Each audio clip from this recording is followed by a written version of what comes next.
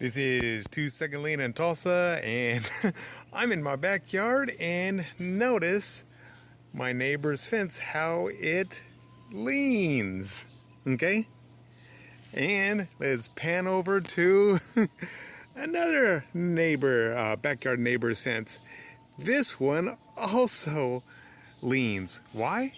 Because neither one of them are lean. All of this surface area catches a lot of wind, and we get some hellacious storms here in Tulsa.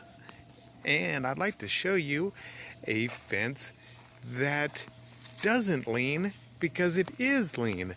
And that would be this 2-rail and post fence right there, because it's almost total air.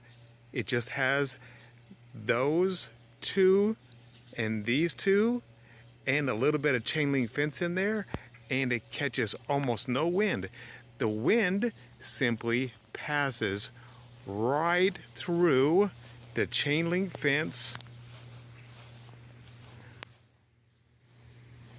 diamonds or around these, and that's why this fence doesn't lean.